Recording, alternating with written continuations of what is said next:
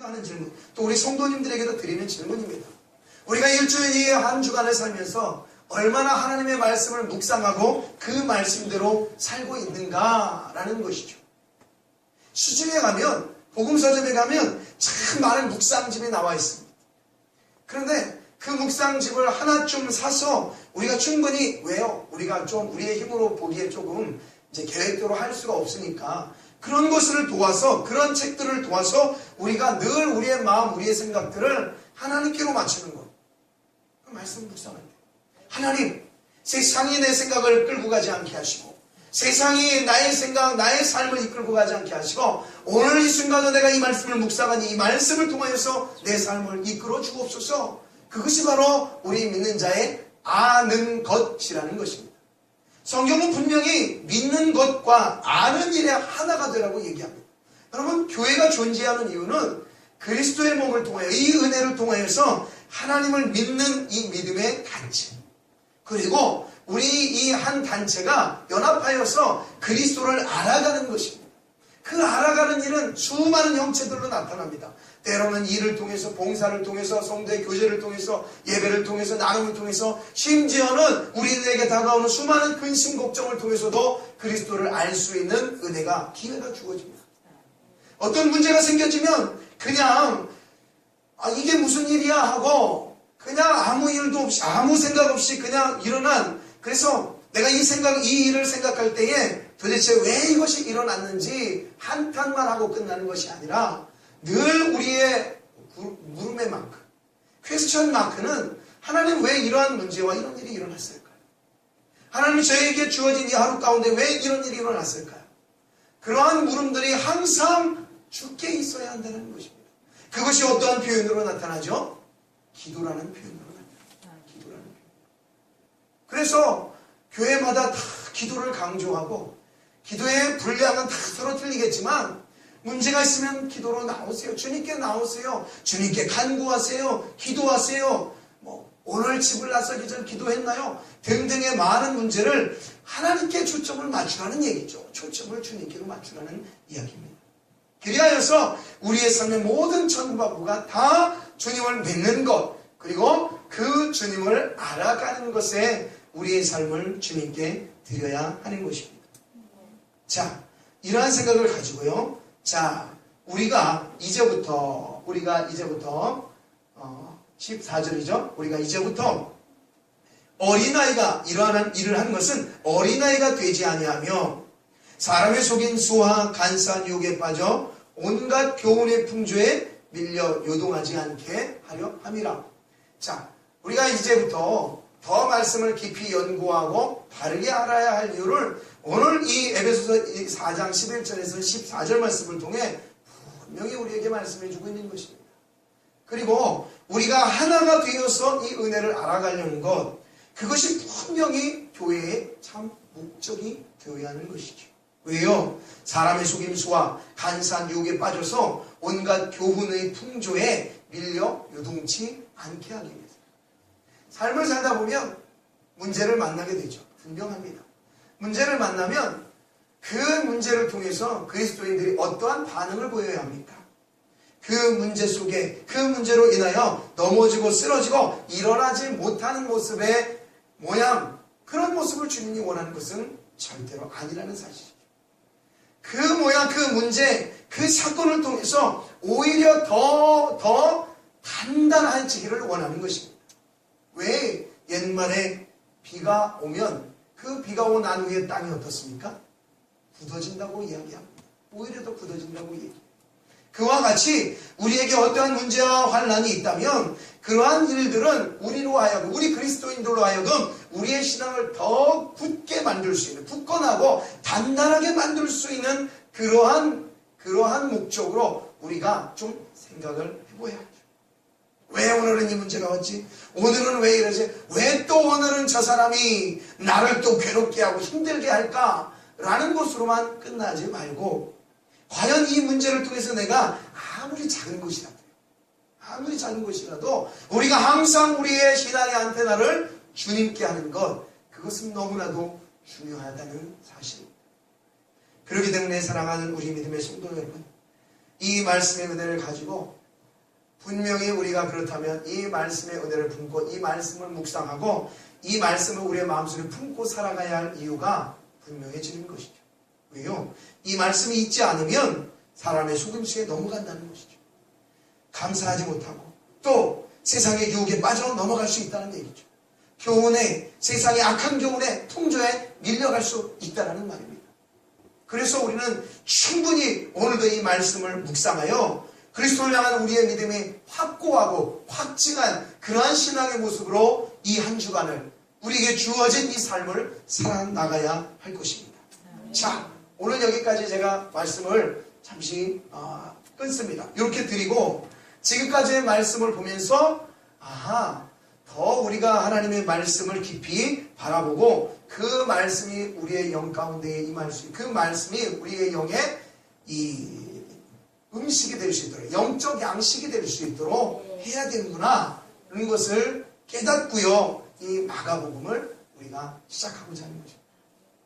자, 우리 마가복음 1장 1절을 다시 한번 본문을 아마 이제 우리가 다음 주부터 들어갈 수 있을 것 같아요. 그래서 이 마가복음을 우리가 연이어서 시간이 허락된 대로 보면서 기독교의 근간은 우리 주 예수 그리스도다.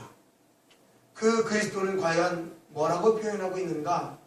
참 이 베드로가 그리스도시요 살아계신 하나님의 아들이라고 잘 말씀하고 표현하고 있고 그 베드로의 고백 속에 또한 그 베드로의 제자였던 이 마가가 그 정확하게 표현했던 베드로의 신앙을 이어받아 이 마가복음을 기록했는데 그래서 이 마가복음을 잘 보면 베드로의 성향이 드러납니다. 아주 잘 드러나고 있어요. 실례로 오늘 본문 말씀 읽은 하나님의 아들 예수 그리스도의 복음의 시작이라 여러분 하나님의 아들이라는 표현을요 베드로가 참 많이 썼던 표현. 그리고 방금 말씀 읽었던 우리 마태복음 16장 16절도 주는 그리스도시로 살아계신 하나님의 아들이라고 표현합니다. 그리고 오늘 이 마가복음 1장 1절도 하나님의 아들이라고 표현합니다. 그렇기 때문에 베드로의 제자 이 마가가 이 베드로의 신앙의 영향을 많이 받아서 쓴 것이구나. 또 말씀 마가복음 중간중간을 보면 그러한 베드로의 표현들이 참 많이 나오는 것을 보게 되어지죠. 그래서 우리가 항상 염두해야 될 것, 이 말씀을 염두하시고 또 이 말씀을 오늘 이 자리에서만 끝내지 마시고 성경으로 체크해 놓으셨다가 항상 내가 하나님의 말씀을 깊이 보고 연구해야 될 다른 목적, 그 목적이 저기에 있습니다. 그러니까 저 말씀을 항상 한쪽 마음속에 잘 염두해 두시고 말씀을 바라보기를 소망합니다. 자, 오늘 이제 이 마가복음을 시작하는데 이 마가복음을 쓴 이 서론적 배경을 우리가 잠시 좀 확인을 하려고 합니다. 다시 한번 말씀드리지만 이 말씀을 이제 봐갈 때에 반드시 여러분 마음속에 내가 예수 그리스도를 알아간다는 마음을 가지십시오. 그리고 그분만이 내 인생의 전부라는 것을 꼭 기억하십시오. 그 은혜를 가지고 그분을 가지고 그분과 함께 믿음으로 동행하며 살아가는 나의 모든 삶의 형태와 모습이 되기를 소망합니다. 저는 그래서 교회가 외치고 있는 목적, 제 사역에 있어서의 분명한 목적, 오직 매 주마다 매 순간마다 우리 성도들에게 그리스도를 전하는 것, 그것밖에 없다. 어떤 잡지책에 유명한 분이 이런 글을 남겼어요. 뭐라고 남겼느냐? 너희가 백성들로 하여금, 아마 우리 종들에게 하는 말이겠죠. 백성들로 하여금 누구를 보게 하라? 그리스도를 보게 하라. 이 한 문장이지만 참 중요한 말씀. 백성들로 하여금 그리스도를 보게 하라. 오늘도 저에게 그러한 숙제가 있기 때문에 우리 여기 계신 몇 분의 성도님이지만 이 말씀을 가지고서 우리 성도님들이 말씀을 깊이 받아들이기를 원합니다. 자, 마가복음. 이 마가복음서는 바로 베드로의 제자인 그리고 바울의 제자인 그리고 여러분들이 잘 아시는 인물 바나바라는 생제 가족입니다. 이 사람의 쓴 이 마가 요한, 정확한 이름은 마가 요한이라는 사람입니다. 이 마가 요한이라는 사람이 한 예수님이 십자가에 못 박혀 돌아가시고 이제 부활하시고 승천하신 이후에 시간이 흘러 AD 주후 67년 정도에 이 성경을 기록하였습니다. 그런데 이 마가복음을 쓸 때까지는 참 깊은 비하인드 스토리가 있습니다. 사도행전 13장 13절 말씀해 보시면 바울과 바나바가 1차 전도 여행을 떠납니다. 대략 4차, 5차까지 이 전도 여행을 떠나는데 이 1차 전도 여행 때 바울과 바나바가 동행을 하는데 거기에 누구를 데리고 가느냐? 이 마가라는 사람을 데리고 갑니다. 근데 이 마가라는 사람이 또 누구였냐면 여러분들 오순절 마가다락방 120문도의 성도들이 성령 체험한 사건이죠. 그때의 이 다락방이 누구의 것이냐? 이 마가의 것입니다. 이 마가의 어머니 마리아라는 사람의 것이에요. 그래서 이 가족은 이 마가는 원래 집안이 좀 부유한 집안이었습니다. 여러분 그 당시에 120명의 사람이 이 다락방에 들어갈 수 있는 것은 굉장히 큰 집이었죠. 그렇게 좀 생활적으로는 부한 사람이었고 이 바울과 바나바가 함께 선교여행을 가는 데 있어서 이 마가도 역시 충분히 따라갈 수 있는 여유가 있던 사람이었습니다. 그런데 여러분들 여유만 가지고 됩니까? 뭐가 있어야 합니까? 사역에 목적이 있어야 합니다. 내가 이 선교 사역을 감당할 이미 바울은 제가 지난주에 말씀드린 것처럼 그냥 예수를 믿는 사람들을 잡아다가 죽이는 그것이 180도 변하여 이제 예수를 전하는 사람으로 바뀌어서 얼마나 그 마음속에 그 큰 향기로 이제 복음 전하는 사역에 아주 혈안이 났던 사람이에요. 이제 예수 전하는 사람으로. 거기와 바나바가 함께 동행하였는데 거기에 마가가 낀 거예요. 그리고 그들의 선교 사역은 그렇게 쉽지만은 않았습니다. 어려웠어요. 그럼에도 불구하고 불같은 이 사도 바울 어떻습니까? 가는 곳곳마다 복음을 전하고 이 바나바 역시 마찬가지였고요. 그런데 거기에 약간 이 사역의 부족함을 드러낸 사람이 누굽니까? 따라갔던 마가라는 사람. 그래 1차 전도 여행 때 어떻게 해요? 아이고 도저히 힘들어서 못 살겠다 해가지고선 다시 1차 전도 여행 때 예루살렘으로 돌아와 버리고 맙니다. 이 마가가요. 여러분 바울과 바나바와 마가의 차이를 우리는 분명히 알 수 있겠죠. 이 말씀 속에서도 우리가 한번 신앙생활을 감당하면 우리가 왜 바울이라는 사람이 참 대단하다고 얘기합니까? 신앙이 하나님께서 주신 그 유대교주의적인 신앙에서 이제 그리스도를 믿는 예수의 사람으로 바뀌고 나서의 그의 삶의 끝은요 그리스도였어요. 복음이었어요. 중간에 스톱이 없었어요. 내가 그분을 향하여 달려가노라. 나의 달려갈 길을 마쳤으니 이후로는 나의 생명의 멸류관이 있다 라고 얘기할 정도로요. 그런데 마가에게는 그러한 일이 없었다는 것이에요. 우리가 지금 이 말씀 속에서도 아직 마가는 변화받기 전의 모습이었기 때문에 그렇지만 우리의 신앙 역시 마찬가지로 우리의 삶의 끝에 있는 그 주님을 만날 때까지 우리가 어떻게 해야 합니까? 끝까지 우리의 신앙생활을 주께 드리기를 소망합니다. 우리의 마음 주께 드리기를 원합니다. 그 중간에 탈락한 이 마가가 예루살렘으로 돌아가요. 자, 그렇게 해서 바나바와 바울이 이곳저곳을 돌다 구브로를 지나 이렇게 주변을 돌아서 다시 예루살렘으로 돌아옵니다. 그런데 이제 바울이 2차 선교여행을 떠나요. 2차 선교여행을 떠나는데 문제가 생겼습니다. 어떤 문제요? 바울과 바나바가 다툰 거예요. 싸움이 일어났습니다. 자, 말씀을 보여주세요. 자, 며칠 후에 바울이 바나바더러 말하되 우리가 주의 말씀을 전한 각성으로 다시 가서 형제들이 어떠한가 방문하자 하고 바나바는 마가라는 요한을 데리고 가고자 하나 바울은 밤빌리아에서 자기들을 떠나 함께 일하러 가지 아니한 자를 데리고 가는 것이 옳지 않다 하여 서로 심히 다투어 피차 갈라섰다. 자, 이렇게 말씀을 하고 있습니다. 2차 선교여행이 바나바와 바울을 시작하는데 바울은 어떻게 해요? 마가를 데려갈 수 없다. 왜요? 중간에 그 관두는 사람 데려가서 뭐 하느냐? 왜요? 바울의 성격이 여기서 나오는 거예요. 바울의 강직한 성격이요. 내가 예수를 위해서 복음을 전하는데 헐고 저 중간에 저 관둔단 말이야? 그럴 수 없어. 근데 바나바는요, 제가 아까 말씀드렸다시피 바나바는 바울의 가족이었어요. 친족이었단 말이에요. 그러니까 어떻게든 이 바나바가 이 마가를 데리고 가고 싶었던 거예요. 그래서 마가를 데리고 가고 싶으니까 서로가 의견이 맞지 않아서 어떻게 됐습니까? 이게 바로 이제 바울과 바나바가 서로 갈라서는 그런 계기가 되고 있습니다. 그래서 우리가 잘 아는 사도행전 16장에 보면 우리 새벽의 말씀에 보고 있는 빌립보가 교회가 세워지죠. 이것이 바로 바울과 바나바가 갈라지는 바람에 바울이 누구를 데리고 갑니까? 실라라는 사람을 데리고 갑니다. 실라라는 사람을 데리고 이제 바울이 따로 선교여행을 떠나고 또 이 바나바도 누구를 데리고 갑니까? 마가를 데리고 서로 선교여행을 분리해서 따로 가게 되어지죠. 그러나 그 분리된 과정 속에서 양쪽 팀이 갈라져서 복음 사역을 감당하는데 거기에서도 어떤 역사가 일어납니까? 하나님의 구원의 역사가 일어납니다. 자, 그렇게 가다가 문헌에 의하면 바나바는 중간에 이제 죽게 되어지죠. 그리고 다시 마가는 예루살렘으로 돌아오게 되어집니다. 그리고 그 예루살렘에 돌아와서 누굴 만나게 되어집니까? 자, 바로 이 마가 요한의 스승인 베드로를 만나게 됩니다. 그때부터 이 마가가 실패를 한번 맛봤잖아요. 그렇죠? 중간에 선교를 하다가 탈락된 실패. 근데 어떻게 보면 베드로도 무슨 실패를 맛봤습니까?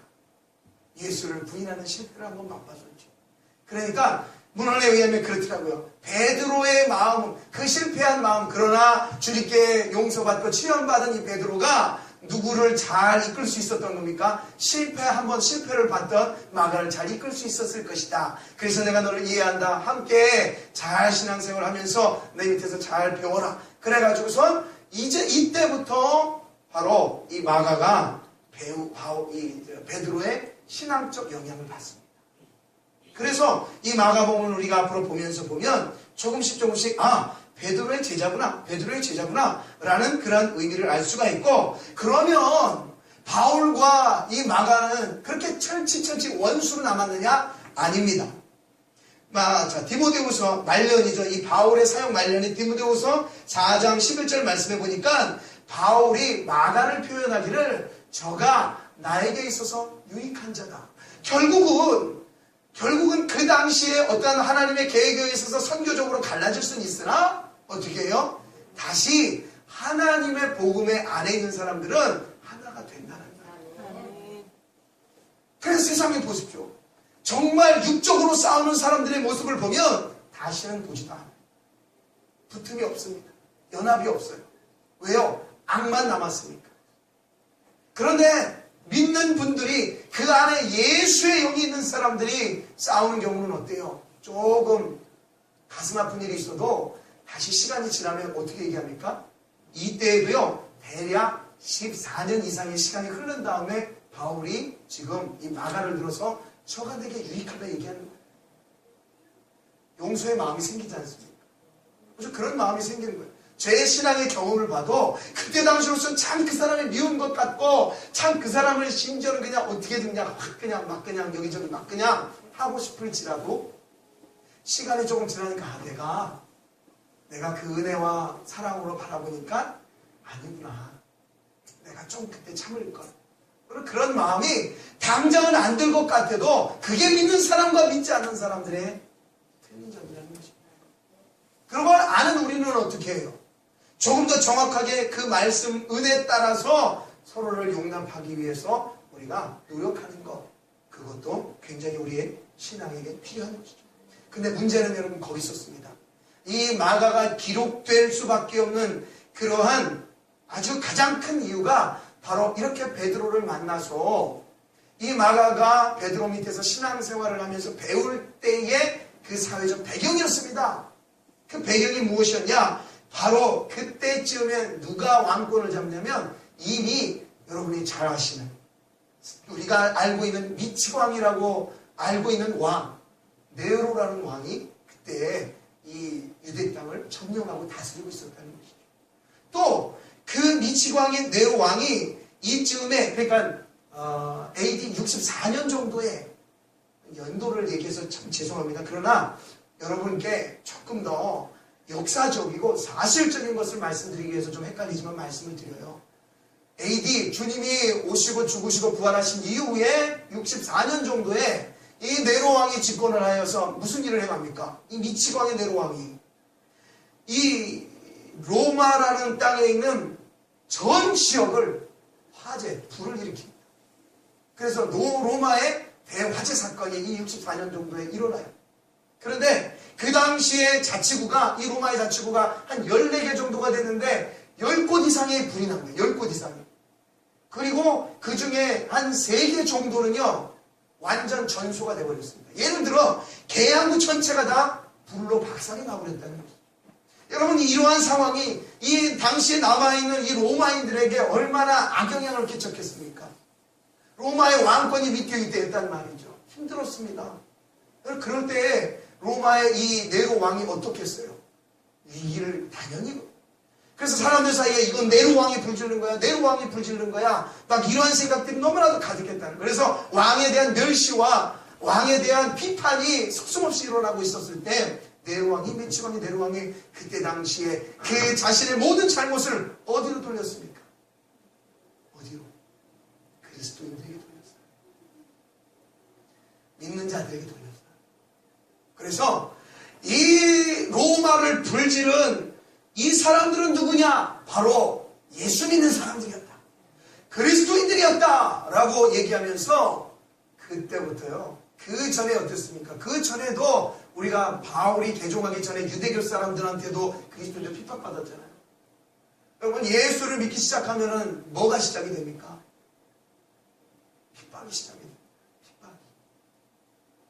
핍박이 시작이 돼서요.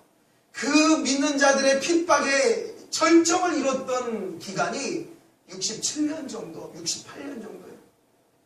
누구에 의해서? 네로에 의해서. 엄청난 핍박이 강해지고요. 우리가 잘 알고 있는 과거의 로마의 원형 경기장을 통해서 이 그리스도인들을 그렇게 그리스도인들이 이 로마 지역을 불질렀다는 이유를 뒤집어 써서 사람들을 잡아다가 놓고, 그러니까 눈이 다 어디로 돌아가냐? 네로의 잘못했으면 어디로 돌아갑니까? 눈이 그리스도인들에게 돌아가는 거예요. 그리스도인들이 뭐 잘못했습니까? 불을 질렀습니까? 사람을 죽이기나 했습니까? 단순히 예수를 믿는 것 하나밖에 없었잖아요. 그런데 그 모든 핍박이요, 사회적 핍박이 그리스도인들에게 오는 거예요. 참 이해할 수가 없겠죠. 믿으면요, 정말 제대로 믿으면요, 고난이라는 것은 우리가 피해갈 수가 없어요. 그러나 분명히 알아야 할 것은 고난 뒤에 무엇이 있습니까? 축복이 있다는 것을 기억하셔요. 로마 원형 경기에 넣어서 사람들을요, 어떻게 하냐면 이 사자를 꺼내는 건 우리가 알잖아요. 그리고 그 그리스도인들을 이 동물의 가죽을 입힙니다. 동물의 가죽을 입혀요. 동물의 가죽을 입혀놓고 그 사람들을 원형 경기장으로 아무 무기 없이 내보냅니다. 그러면 이 사자들이, 호랑이들이 와서 어떻게 해요?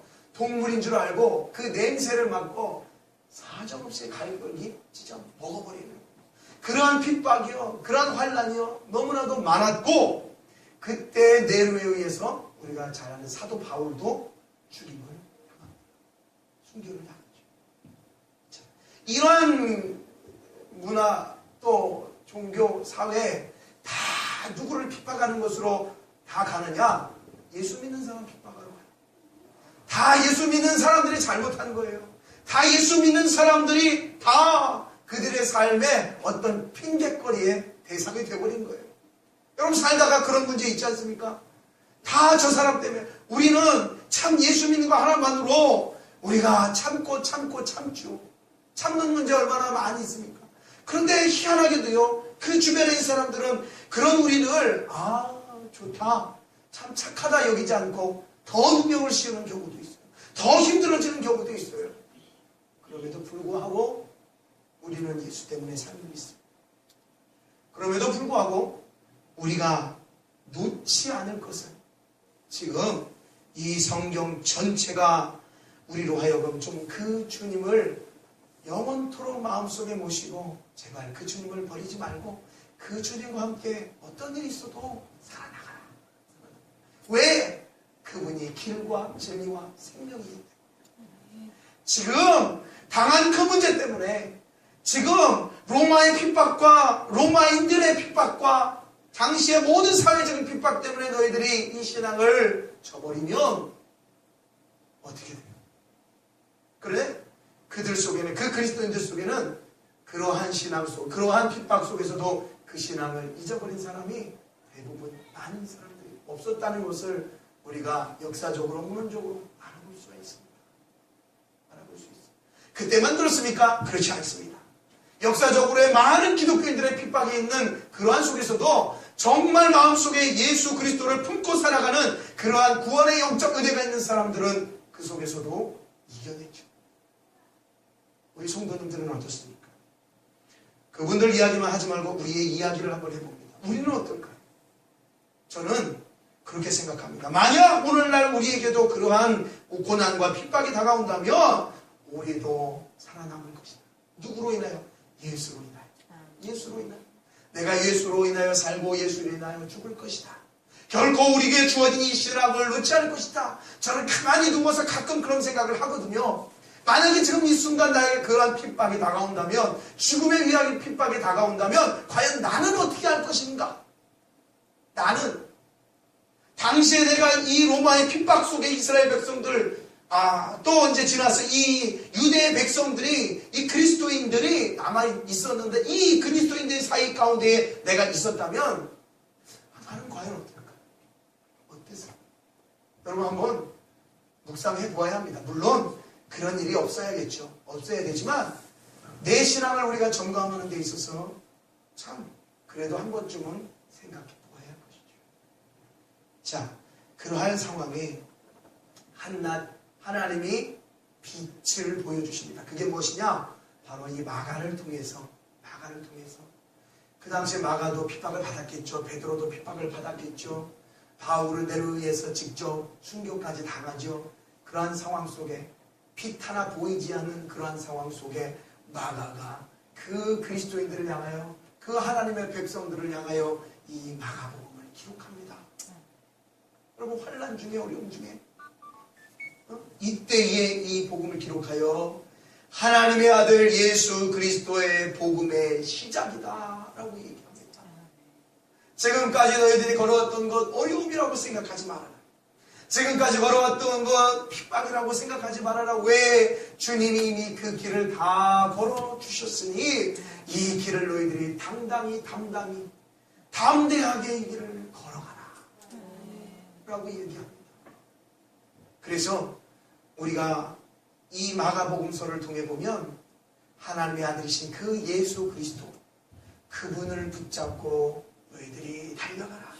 또한 오늘 이제 우리가 볼 이 말씀을 통해서 우리도 역시 이 환난 중에 기록된 이 말씀을 통하여서 우리도 이 어려움 가운데에 우리 나름대로의 각자의 삶의 많은 근심과 어려움 가운데에 이 말씀 붙잡으시고 그 중에도 기쁨과 감사함과 즐거움을 우리의 삶 가운데에 우리가 이뤄낼 줄 아는 그러한 하나님의 영적 백성들이 되기를 원합니다. 그때 당시에는 사자가 그리스도인들을 잡아먹었죠. 지금은요. 지금은 영적인 우는 사자와 같이 삼키는 때가 영적으로 하나님의 백성들을 괴롭히는 시대이죠. 오히려 지금이 더 괴롭고 힘들고 어려운 시대입니다. 그때는 보이는 것이 그랬지만 지금은 보이지 않는 것이 우는 사자와 같이 온다 그래서 그냥 막 이렇게 하고 옵니까? 아니에요. 달콤하고 좋은 것, 향기로운 것으로 다가오니 얼마나 여러분 그런 것들이 또 세상에 있는 많은 사람들을 세상으로 지옥으로 끌고 가지 않지 않습니까? 우리가 오늘날도 복음을 전해보면 너무나도 아는 것, 얼마나 많은 사람, 우리가 일주일 동안 지내면서 참 많은 사람들을 만나고 접하고 했고 복음을 전했지만요, 그거에 반응하는 사람들은 별로 없어요. 우리가 그것을 낙심하는 것이 아니라 그런 것을 생각할수록 어떻게 해야 그리스도인들은 더 나가서 전해요. 더 나가서 전하고 더 그분을 향하여 살고 더 크게 드리는 것, 그것이 바로 오늘날 우리 믿는 자들의 사명이라 생각이 되어집니다. 사랑하는 우리 믿음의 백성들, 그리고 귀하신 우리 청라 운교의 성도님, 말씀을 우리가 조금 더 깊이 들어가기 위해서 조금 어려울 수도 있습니다.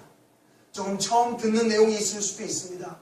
그러나 저는 이 시간 이후에 우리의 좋은 내기, 좋은 말거리, 이런 것들을 철저하게 내려놓고 우리 성도님들과 함께 하나님이 우리에게 주신 이 말씀을 우리가 깊이 들어가면서 이 말씀이 말씀하고 지향하고 목표하고 가르치고 있는 그 복음만을 강조하려 합니다.